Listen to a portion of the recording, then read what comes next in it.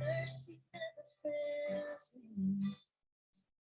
All the days I've been held in your hands. From the moment that I wake up until I lay my head, I will sing of the goodness of God. All my life you have been faithful. All my life you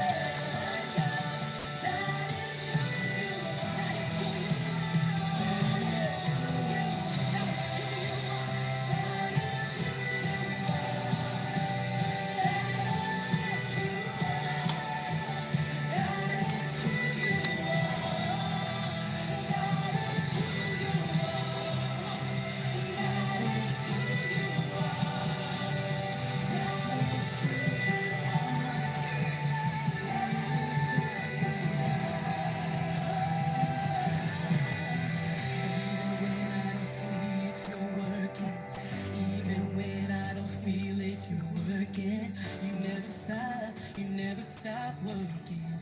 You never stop, you never stop. I see that. Even when I don't see it, you're working. Even when I don't feel it, you're working. You never stop, you never stop working. You never stop, you never stop working.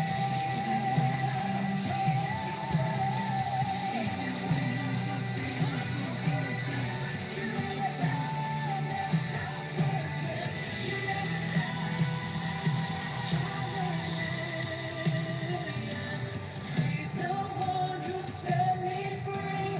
Hallelujah. Death has lost its grip on me. You have broken every chain. There's salvation in your name. Jesus Christ, my living hope. Praise the one who sets me free.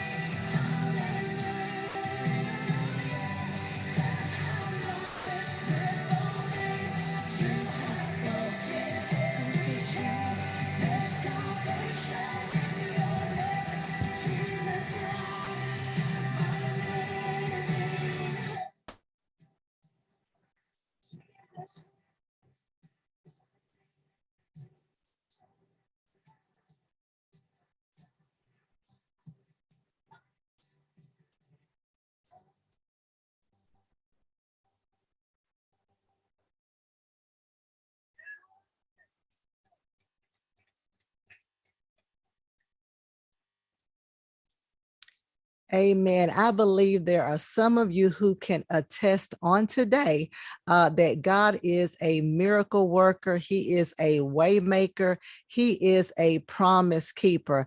We talked about that in the prayer room on this morning, how God is a promise keeper, how he keeps his promises over and over again, time and time again. Welcome, everyone, and thank you for joining us here on today. You are with Birmingham Bible Church Winning Wednesday, and we are just super excited. We are so excited that you have decided to join us here on today. We love this time of the week because we are able to bring you topics, bring you information that is for your life and for your living. Because at Birmingham Bible Church, we love to bring the word of God to you. And so we love to be spiritually fed and make sure that we are all being spiritually fed. But we also like to bring you topics to help all of us, to help us in those areas of our physical health, our mental health, our financial health. And so we just love to cover a whole just array of topics because as we like to say, we all want to go to heaven. But we need to know how to live here on this earth, how to have life and to have it more abundantly. So I just love this time of the week. I really do. And so this is a brand new month. It is the month of November. And it is a great time here in Birmingham. The weather is finally staying kind of cool. I don't know, it may get hot next week. But it's just a wonderful time of the year. You know, the season's changing. Thanksgiving is coming up. And so, of course, with that in mind, we have new topics for Winning Wednesday. And so today we have a brand new topic. We have not discussed this topic before, but I am excited that we were able to get two guests to come on and talk about pancreatic cancer. And so y'all got 2 for 1 today. You got a double hitter. We had a double feature on Sunday. Pastor preached 2 times on Sunday. So Wednesday is no different. We're going to do another double hitter. So I'm excited because we have 2 brand new people who are going to speak to our hearts, speak to our situations. So if you have family or friends who need to hear this, this is one of those messages and one of those topics where, you know, you may not need it now, but if you have the information, then you'll be able to use it later on in the future, you know, or you may know someone who has this, and this can be a time to provide some additional resources for them so that they can learn some new information. So I'm glad for our guest on today. We have Fatima. I'm gonna let them introduce themselves, but we have Fatima and then we have Snapper Freeman. So I'm gonna let Fatima introduce herself first, and then Snapper can introduce herself, and then we can throw it back to Fatima, and then she can continue with her her presentation. Hey guys. Thank you so much, Lady Pam. We're so happy to be here. Yeah. I'm happy and excited to be able to share information and create more awareness about pancreatic cancer. And I've been with the Pancreatic Cancer Action Network for about 12 years, working with patients and families, really helping them through their diagnosis and providing them with resources that they need, and working closely. So I'm very excited to be here, and thank you so much for having us. Awesome. Yes, and thank you so much, Lady Pam. My name is Snapper Freeman. I am the community relationship manager for Alabama, Georgia, and Louisiana. And I've actually I had been a volunteer with PanCan since 2016, and then came over as a staff member shortly after that. So I've been involved with PanCan for a little over 6 years. So thank you so much for having us. Oh, awesome. It is a pleasure. Thank you all for coming on. And thank you for all that you do. Thank you for everything that you do for patients and for their families. And so we're going to give way to Fatima. I'm going to let her start, and we're going to all be blessed. Everybody's on social media. Please make sure you share. I don't know if I said that enough, but make sure you share this information, and make sure you tag someone in the comment section so they can get this information as well. Wonderful, thank you. So I'm going to go ahead and share my screen. And we're going to be talking today, just first, I'd love to give you guys an overview of pancreatic cancer, what the pancreas is, and then I'm going to talk a little bit about our services and the types of things that we can help patients and families with. And then I will hand it over to Snapper, who's going to talk a little bit more broadly about getting involved at a local level.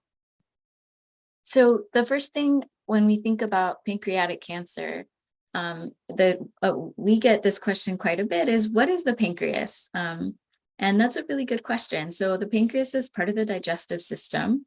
As you can see from this picture, it's buried deep inside in the very middle of our bodies, in the abdomen, between the stomach and the spine. And it's surrounded by a lot of different organs. We can see there's the stomach, the small intestine, the liver, the spleen, and the gallbladder. So it's a organ buried deep in the body, but so critical to our everyday lives. And I'll talk about why. So the two main things that the pancreas does, the first is it helps us to basically digest our food. So it creates substances called enzymes, which help us break down carbohydrates, proteins, and fats. So anytime you eat something, that's your pancreas hard at work, helping you to digest it and move it through your body. The second thing that the pancreas does that's really important is that it helps us regulate our hormones in our bloodstream. So for example, some of you might be familiar with insulin, which is sometimes linked to diabetes. So the pancreas actually helps us make sure that the hormone levels in our bloodstream are really level, so that we're able to navigate and keep that stability in our bloodstream, and make sure that we have a proper level of sugar in the blood. So those are the two main functions of the pancreas itself, which is why it's such a really important organ for our everyday lives. And we get this question quite a bit as well. What are some of the symptoms of pancreatic cancer? And one of the challenges with pancreatic cancer is that some of the symptoms are non-specific. So they could be related to other not as serious things. And so sometimes that can cause a challenge in terms of getting a diagnosis. But I'll talk about some of the more common ones that we see. So the first is pain in the abdomen and the belly area. Sometimes it will move to the back, or it starts in the back, it'll move to the belly. And that's just because of the location of the pancreas, because it's in the middle of the body. If something's going on there, then we might feel there might be pain in the region. And so that's why pain is one of the symptoms associated with the disease. We also might see changes in stools. And this could be that the stools are oily or watery. And this is related to, again, the fact that the pancreas is important in helping us digest our food. So if the pancreas isn't working properly, then sometimes we'll see changes in the way that our stools look. Jaundice is something else that's also a symptom of the disease. This one's a little bit more serious. I would say this is one of the ones that will oftentimes send patients to the hospital. And this is a yellowing of the skin and eyes. And many times you can see it, in the whites of the eyes, but it can also be associated with really dark urine, or also itching in the skin, and kind of all over. And those are all connected to and related to jaundice, which can happen if there's a little blockage in the area of the pancreas. The other symptom that we see that's common with the disease is unexplained and significant weight loss. So we're talking about losing a lot of weight in a short amount of time without trying to. And so that's definitely considered a symptom of the disease.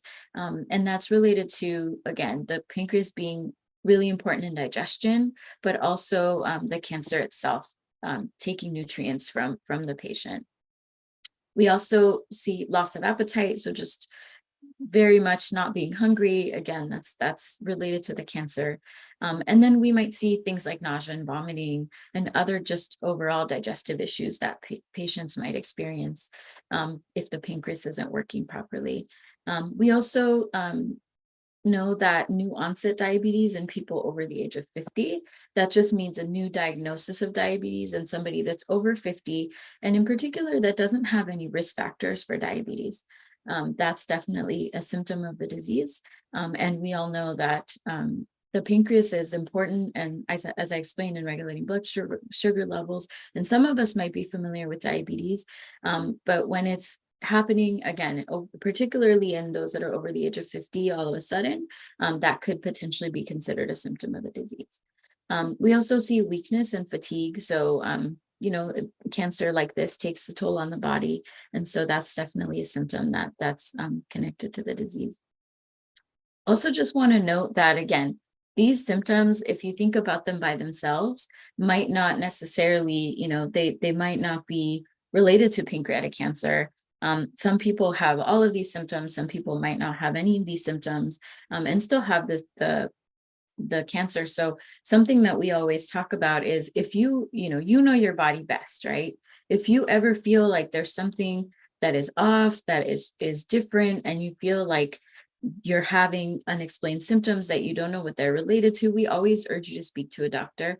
And part of the service that we provide is being able to connect patients with specialists. And so that's something that, if you contact us, and I'll talk about it a little later, we can connect you with specialists in your area.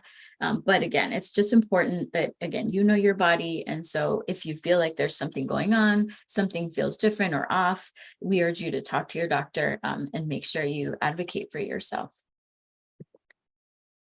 We also want to just talk a little bit about the risk factors of pancreatic cancer. So unfortunately, we don't know the exact cause of pancreatic cancer. So when someone gets a diagnosis, oftentimes they'll ask, what did I do? Did I do something wrong? Was there something that I could have done differently?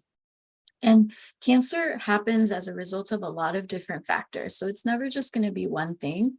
It's related to a lot of different things, and a lot of things have to happen in order for a diagnosis to happen. But we do know that there are some risk factors that are connected to the disease that might just make somebody have a little bit of a higher risk of developing the disease. The first is smoking, and we know that smoking is also a risk factor for other cancers, but it is a risk factor for pancreatic cancer.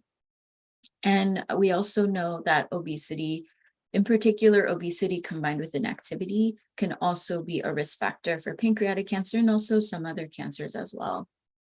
Another risk factor is age. So as we age, our bodies kind of continue to take stress from the environment and from different places. And so as we age, the risk for cancer increases a little bit. And in pancreatic cancers, we do see that many patients who are diagnosed, not all patients, but many patients, are over the age of 60. And so this is considered to be a risk factor as well. Gender. So we do see that slightly more men than women are diagnosed with pancreatic cancer. This is believed to be related to maybe lifestyle factors. We don't really know for certain, but we know that it's slightly higher in men than in women in terms of how often it's happening. We also know that family history and genetics. So if somebody has a family member, in particular, a mother, a father, a sibling, or a child that's been diagnosed with pancreatic cancer, that does increase their risk a little bit for the disease. If you have multiple family members that are diagnosed, then your risk tends to increase a little bit more depending on how many family members you have. So I'll talk a little bit about that and the importance of just kind of knowing your family history and getting more information about that. And that's something that we can provide as well. Race. So this is also considered to be a risk factor. So something that we know is that African Americans and the Black community have a slightly higher incidence of pancreatic cancer than some of the other racial and ethnic groups.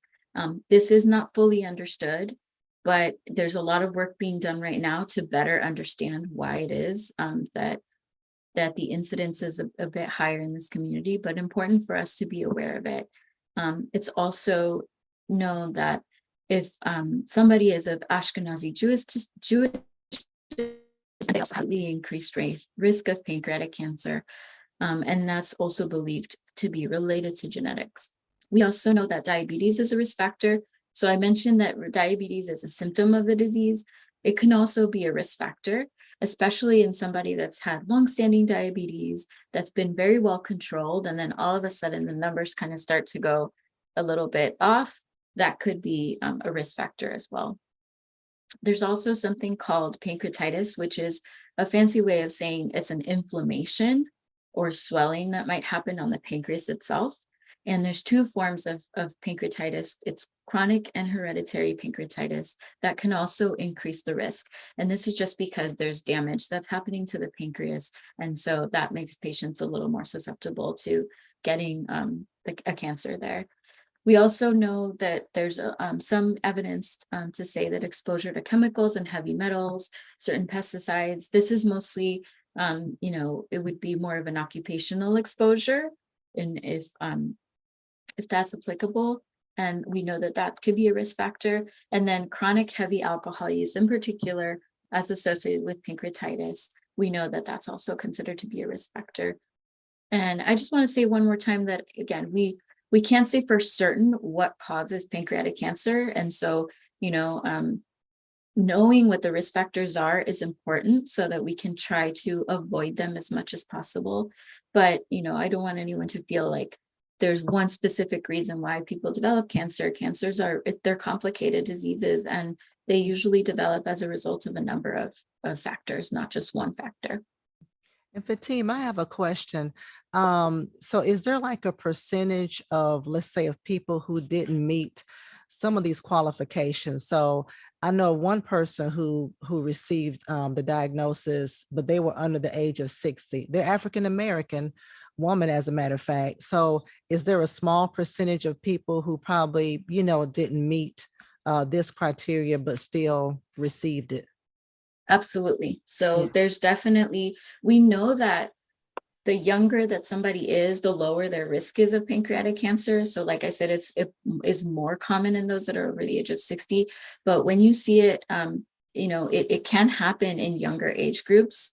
And we also know that if somebody has a younger diagnosis, there might be some genetic factors there. And so it's important for the individual and the patient. And I'll talk about this moving forward, because overall, the recommendations from the medical community are for anybody that's diagnosed with pancreatic cancer to have genetic testing done to see if they have if they're carrying any what we call mutations or changes in cells in genes that could be causing or could predispose somebody to a cancer diagnosis. So sometimes when we see it in really young patients, it could be something that's more genetic.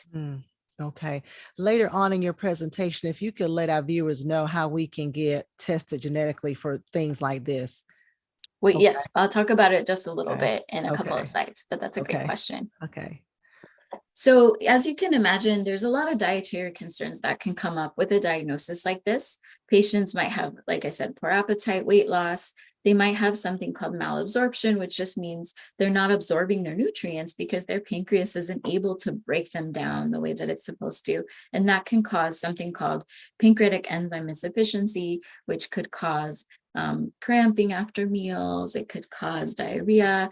It could also just cause a lot of gas and bloating and discomfort. And that's related to, again, the pancreas isn't working right and it's not able to digest our nutrients the way we need it to, or help us break down the nutrients. And so that's something that can cause symptoms and challenges for the patients. And then diarrhea, again, is also something that we see. So we see a lot of dietary concerns with a diagnosis like this because it's so critical to our digestion. We might see taste changes as well, overall discomfort. We sometimes see constipation, gas. Some patients have lactose intolerance, again, nausea and vomiting. And then I'll talk a little bit about this in a couple of slides, but one of the treatments for this type of cancer is surgery. And so if somebody has a surgery for a pancreatic cancer, they might have a lot of changes as well after that in terms of the gastrointestinal system and digestive issues. So some people might be asking, how is pancreatic cancer treated? And that's a great question. So one of the options for treatment of this disease is surgery. And surgery is usually done when the tumor is very small and it's just in the pancreas. And the most common surgery for pancreatic cancer is a surgery called the Whipple surgery. But there's also a couple of others, as are noted here, where they actually take a little piece of the pancreas out and remove that cancer if they're able to. Not every patient is eligible for surgery, and there's different reasons for that, but it is an option for some patients to be able to have surgery.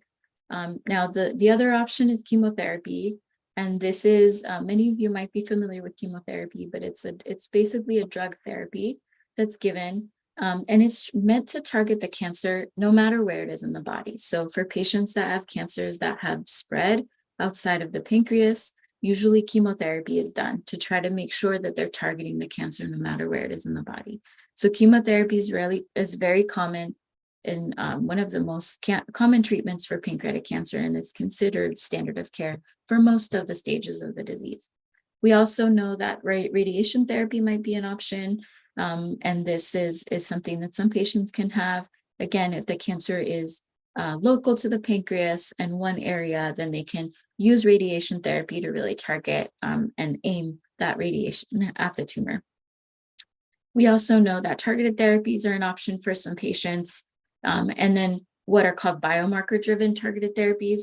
So this is just involves the process of testing the tumor to see what mutations does the tumor have, what's driving the tumor.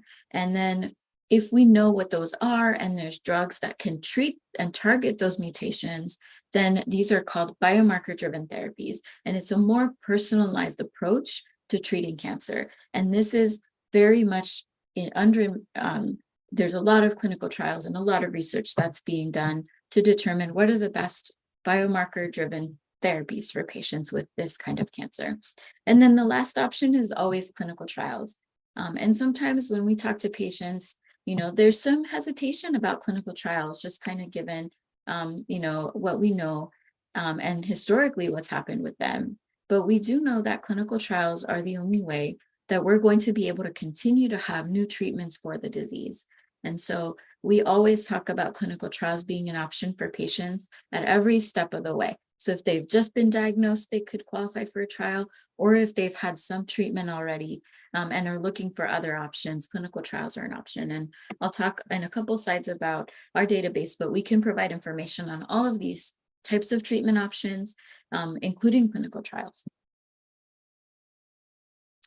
Precision medicine. So I talked about this already a little bit. This is a really emerging field in cancer treatment, and it involves a couple of things. The first is genetic testing, which is usually done by taking a blood sample or even a saliva sample and checking to see, are there any mutations that the patient is carrying from their family members, from their parents, right, that were passed down. And that's what genetic testing really is looking for any inherited mutations, which just means mutations that are passed down through our parents. And then there's biomarker testing, and this is a little different. This involves actually testing the tumor itself. So we're looking at the cancer and we want to see, is there anything that's driving that cancer? Are there any biomarkers that are driving the cancer itself? And I'll talk about how you can access that through our program too. And then there are driven clinical trials that are specifically looking at specific biomarkers to see, again, it's a more personal approach, because we know that not every person that has pancreatic cancer, for all of those patients, their tumors are all very different and they might have different mutations. And cancer always starts with mutations in the cells. And so we know that pancreatic tumors are very different. And so we want to treat them in a more personal way. If the patient has mutations that can be targeted, that's really, what we're seeing is emerging in the way of treating this disease. And then a note about just clinical trials in general and why they're important. I mentioned this a little bit already, but they provide access to new, potentially better treatments, early detection, and also prevention. So there's clinical trials pretty much for every scenario. We also know that through clinical trials, that's the only way we're going to be able to find new treatments or new early detection methods and how they're tested to and determined to be safe and effective. And then really the only way that we're going to continue to develop new treatment options for pancreatic cancer. So we always talk about how, patients should consider clinical trials at every treatment step. Every time they're making a treatment decision, they should at least think about clinical trials. We do strongly recommend clinical trials at diagnosis and during every treatment decision. And again, that's something that we can help and support with, and locating clinical trials in a patient's area.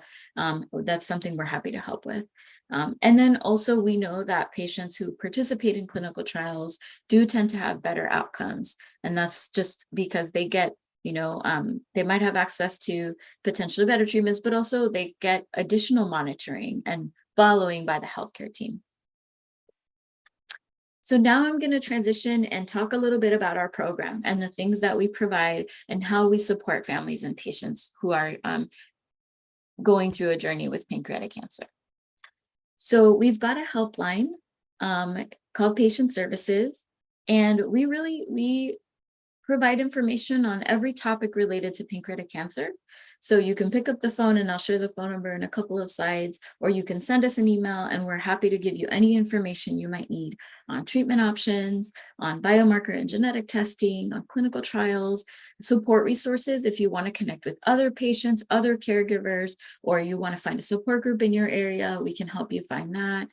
Specialists. This is critical. We have a listing of doctors throughout the United States who specialize and see a high volume of pancreatic cancer patients. And we really recommend that patients go to a specialist and an expert if they're able to. And so we're able to make those connections with patients. We also can provide information on diet and nutrition, supportive care, so managing of symptoms of the disease as well. We can talk about risk factors, early detection, and we've got financial and insurance resources as well that we can connect patients to. And we've got our patient registry. So really, I always say, any question that you have, any concern that you have about the disease, you could give us a call and we're happy to help you, or send us an email, like I said, and we're happy to help answer any questions. We know that, sometimes healthcare professionals don't have a lot of time. And so you might have a lot of questions that you are curious about. And so we're happy to be that form of support and really be there to help provide information and resources to patients. A little bit of just the statistics of those that contact us. 52% of them are caregivers, the majority of them are female. Many of them have never contacted us before. About 65% are contacting us for the first time. Most of the patients that we talk to have pancreatic cancer that has spread outside of the pancreas. So that's a big percentage of the population that we support. And again, we can support anybody in any point along their journey with pancreatic cancer. Many of the patients we talk to aren't able to have surgery, and that's just because with pancreatic cancer, many times when someone's diagnosed, a lot of times they're diagnosed when the cancer's already spread outside of the pancreas. But that doesn't mean there's no options. Again, there's always going to be options for patients no matter what stage they're in.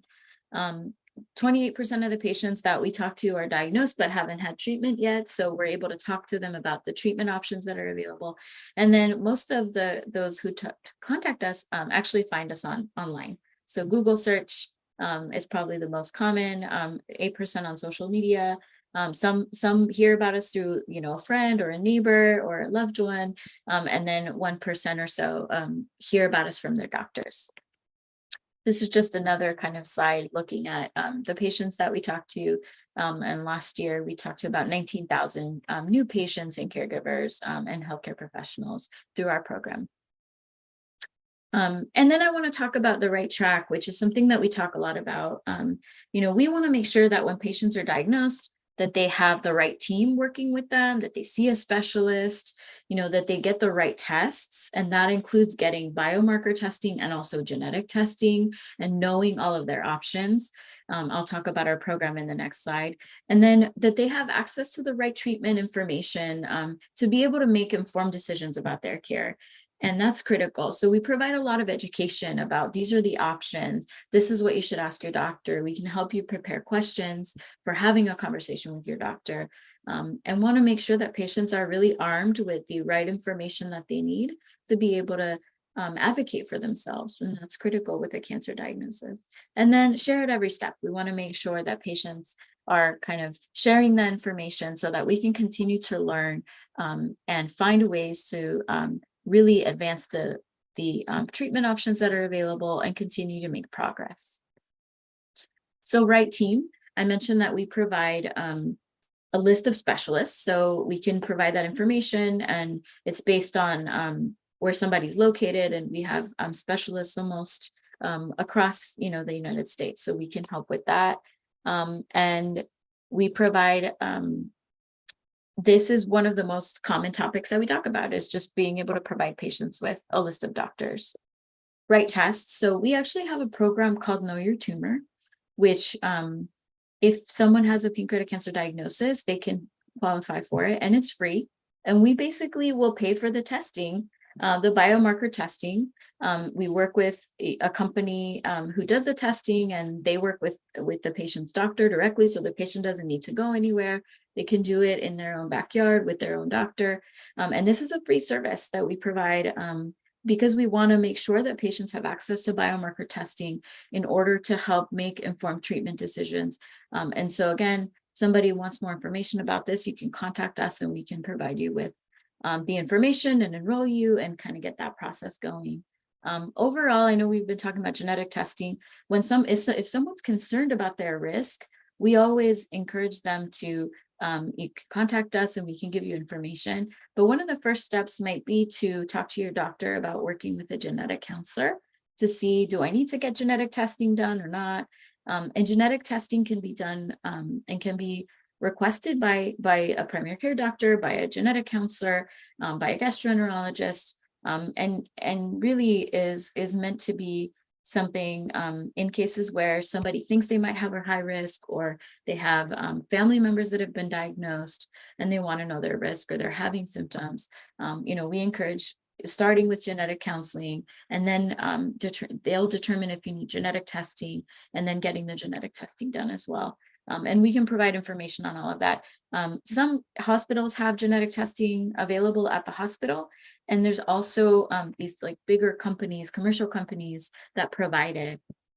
And they'll work again with the healthcare team to offer that. So that's an option too. But I did want to highlight our Know Your Tumor program for patients. So if anyone's interested, you can contact us and we can get you connected with the information and enroll you in the program.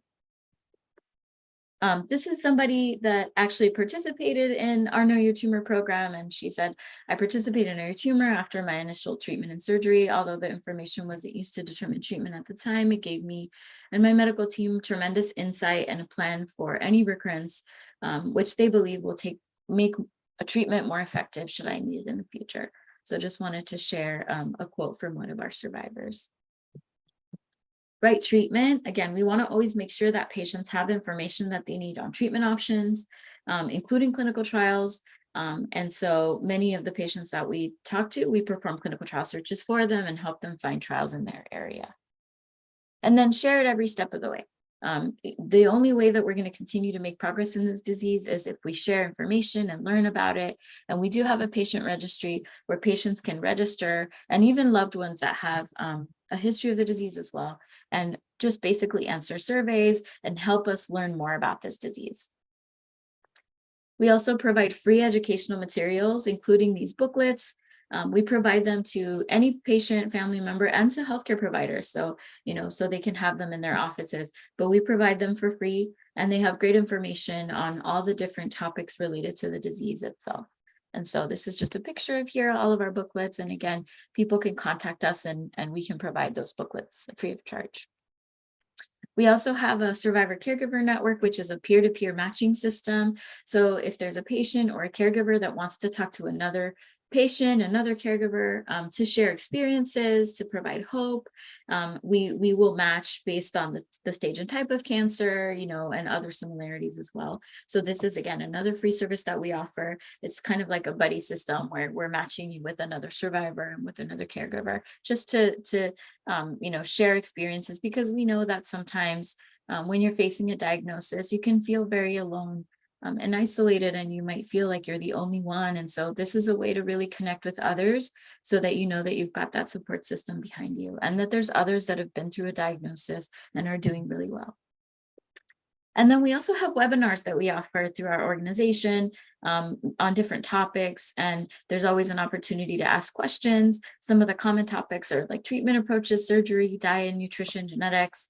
And these are usually recorded and on our website, pancan.org, and on our YouTube channel, so people could go back and watch them at their leisure. And they've got great. We always bring together experts in the field to talk about these different topics. And then one of the last things I want to talk about is our financial navigation program. So we know that a cancer diagnosis comes with a heavy financial burden in some cases. And so we have a partnership with an organization called the Patient Advocate Foundation.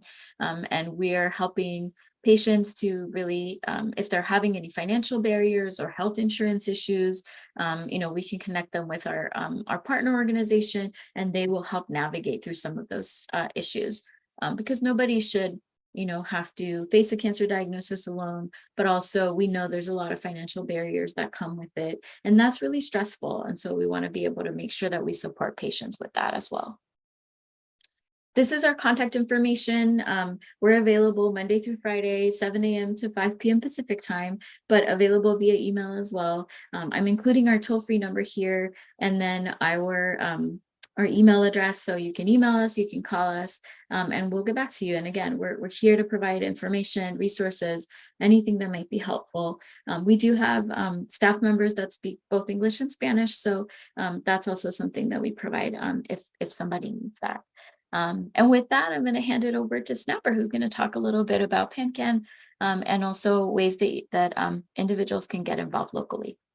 Thank you so much, Fatima. And look, I've got to say, even as a staff member, it is so great to hear that again and just to review that information. So I appreciate it, Fatima. Thank you so much. So you can see on the screen, it says our vision is to create a world in which all patients with pancreatic cancer will thrive. Me personally, I had never heard of pancreatic cancer prior to 2016. I was at a track meet working with one of my mentors, and he came down with a stomach ache, just thought he ate some bad food. And so, you talk about the signs and symptoms that Fatima talked about earlier. My mentor went through this. He just thought he ate some bad food, thought, a couple days he'd feel better. 2 weeks later in Atlanta, he still had that same stomach ache, and his wife took him to the hospital. That's when he got diagnosed with pancreatic cancer. 3 months later, I was at his funeral. Seeing a track coach who was perfectly healthy, never sick a day in his life, go from coaching kids, and of course he had a healthy diet as a track coach, but to see him on his deathbed like that was scary. I had never seen anything like that. And I've had other mentors who have been diagnosed with the disease, and they didn't want anyone to know what was going on. And that hurt. Even with my mentor knowing the work that I did with pancreatic cancer as a volunteer, he still didn't want to share that with me. And I didn't find out until his funeral that it was pancreatic cancer. And so I always tell people it's like a car dealership where when you're getting that brand new car, oh, no one else on the road has it. You're the only one with that car. And you know that the moment you drive off that lot, no one else has it. But when you drive off, you see that car everywhere. You'll drive down the highway. You'll see a neighbor with it. Why didn't I see that car before? Pancreatic cancer is a lot like that, where a lot of people have never had that introduction, but once they do, it keeps popping up. I've had those same experiences. And so, as I said, I started volunteering with PanCan in 2016, came over in 2021 as a staff member. This is forever my mission to do whatever I can to help families and patients that are facing this disease. Regardless of whether I'm working for PanCan, a volunteer, or whatever, I've got a life mission to help people who are fighting this. And it's one of those, like I said, it keeps popping up. Here in Atlanta, one of our survivors, he was speaking at Purple Stride this past year, and it's an NBA referee. He recently passed away. And it's one of those things, I got to see his wife and his kids before he passed away, and just hugging them and feeling that emotion. I don't want families going through this. And that's why we've got so much work to do, and we need your help raising awareness. And so it's one of those things, people think of us as fundraisers. I always consider us awareness raisers, where if I can point a family in the right direction through one of our events, that's what's most important to me. And that's where I feel like I'm doing my job. And so, team, if you'd like to go to the next slide, we can get onto that one. So you can see PanCan has a very unique approach to fighting pancreatic cancer from every angle. I'm considered a community relationship manager, but so much of the work that I do is to connect families with patient services and Fatima's department. So you can see research, very, very, very critical. How do we find those cures? How do we find more survivors? It starts with that research. We've got to get those dollars to research so that we can help families. Of course, patient services, critical. I'm one of those people that I'm so quick to tell people, hey, patient services, say it 3 times. You've got to get that out. That's one of the most important resources that we have. Anyone I come across that has even has a connection, they may not be fighting it themselves, but they could have a family member who's fighting it. They could have a friend that's fighting it. They could just be in the grocery store and they come across someone and that conversation goes towards pancreatic cancer. We want them to make sure that they have called our patient services line so that they can get the help that they need. Of course, advocacy, extremely, extremely important. When you think about breast cancer and some of the other cancers and how they have gotten so big and gotten the attention and the awareness, a lot of that deals with advocacy. We have our Action Week, which is in June, and that is when we contact our state representatives, our senators, our congressmen and women, getting the message to them so that they can ask for these dollars on behalf of us. You think about community. That's really where I come into play as a community relationship manager. At the local level, I want to connect everyone. Even though I live in Alabama, I live in Atlanta, you will see me in Alabama. That's why the background on my Zoom, that's Birmingham in purple, okay? I spend a lot of time in Birmingham, so I can promise you will see me. And I cannot wait to come to Birmingham Bible Church, okay? But we really have 3 initiatives that we work on at the local community. We recently changed our Purple Stride, which is the Walk to End Pancreatic Cancer. We recently moved that to April.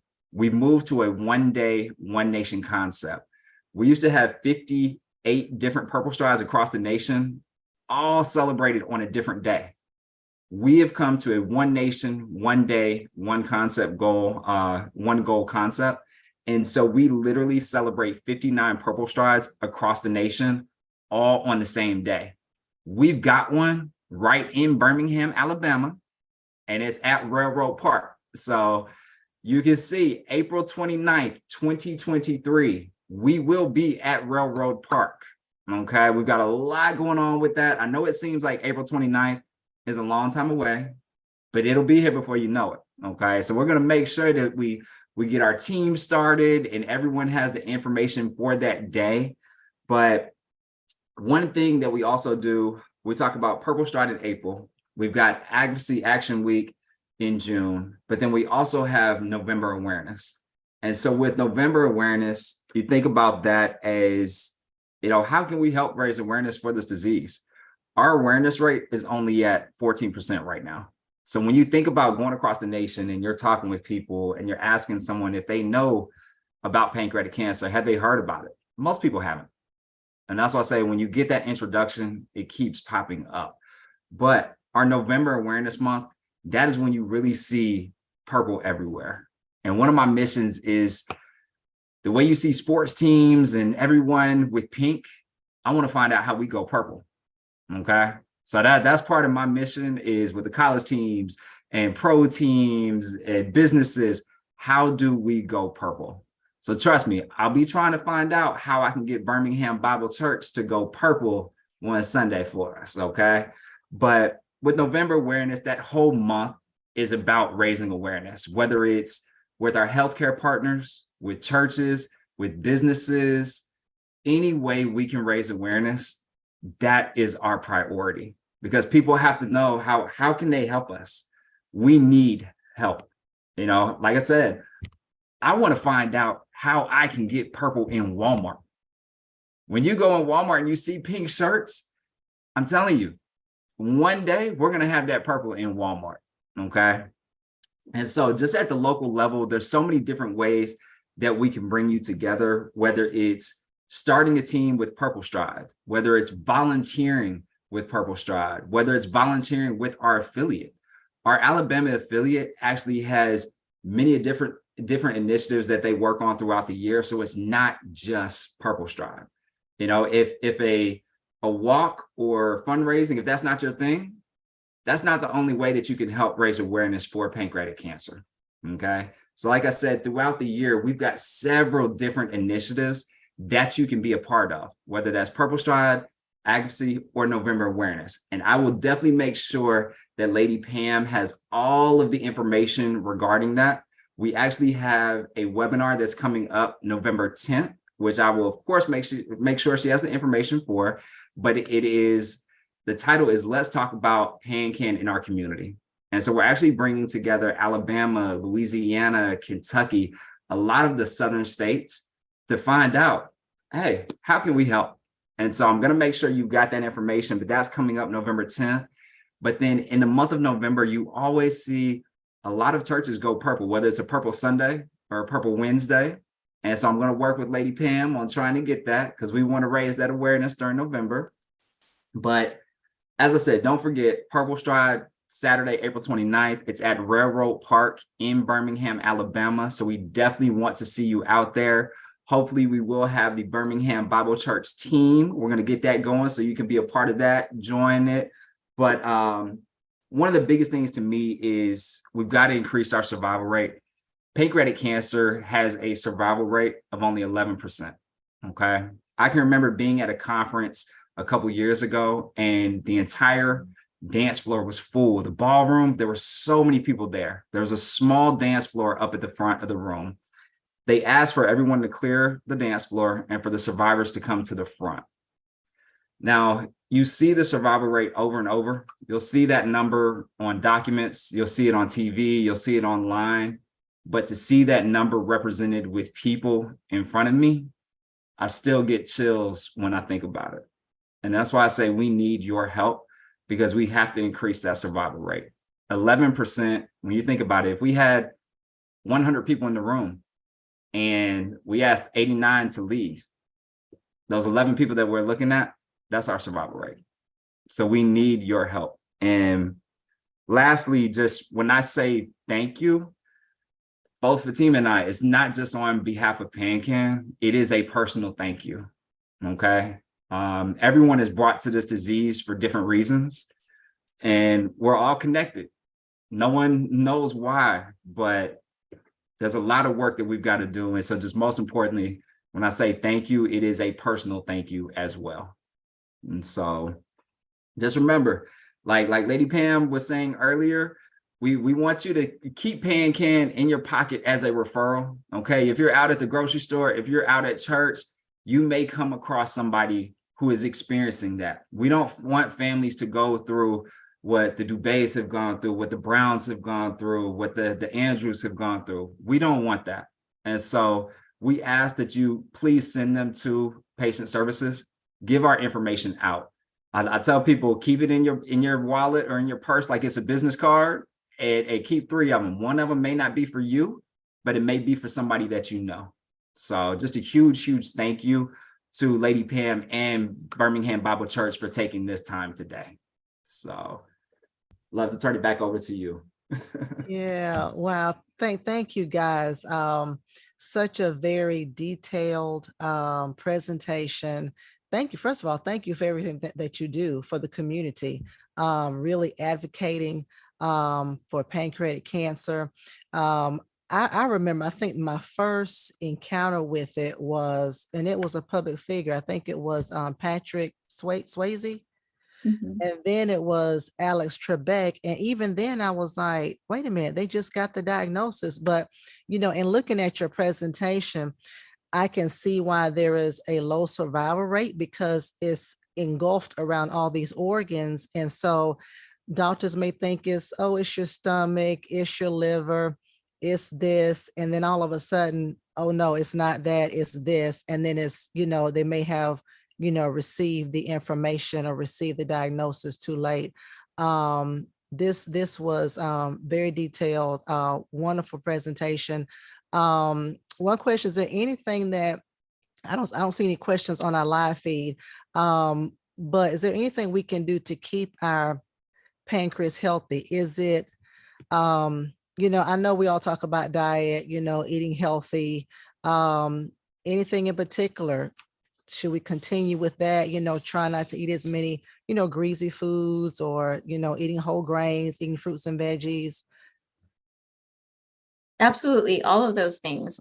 So the general kind of guidelines are, number one, if you, again, your body best. So if something is weird or off, we urge you to talk to your healthcare team.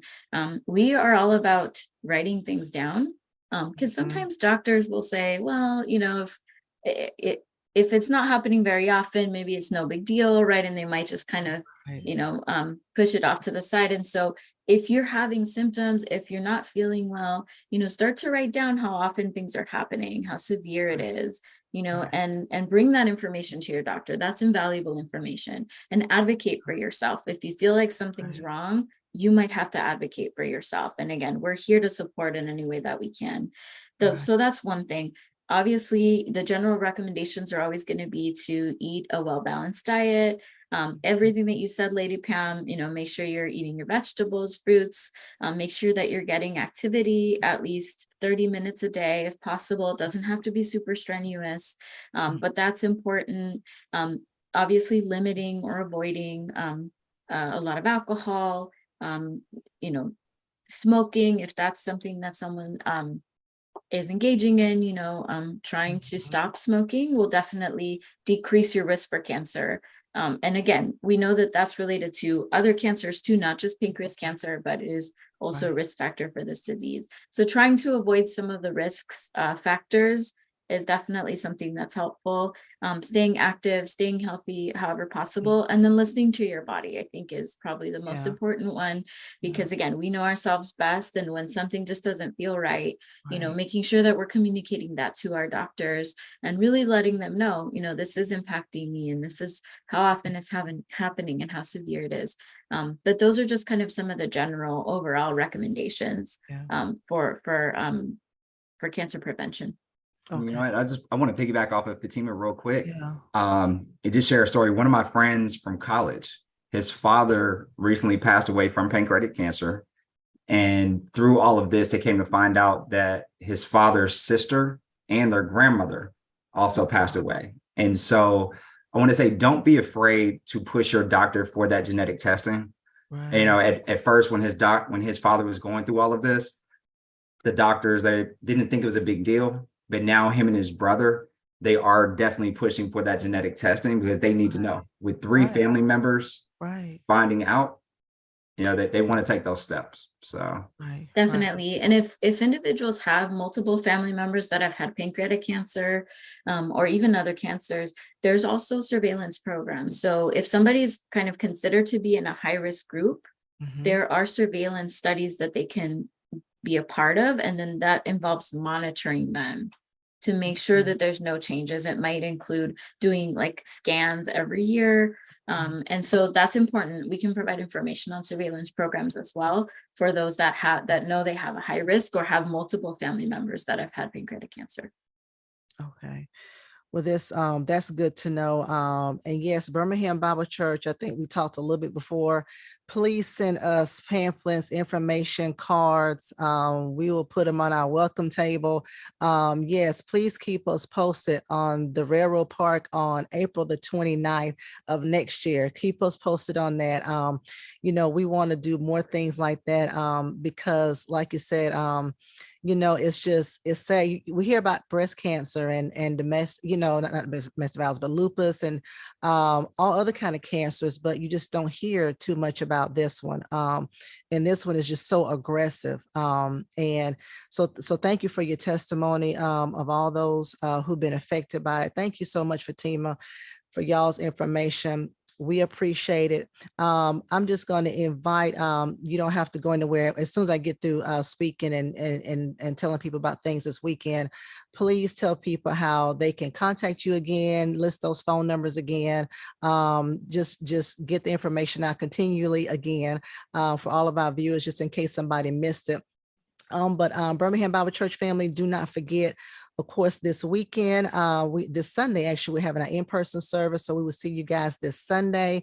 Please make sure you register at welcomeback@bhambc.org. That is welcomeback@bhambc.org.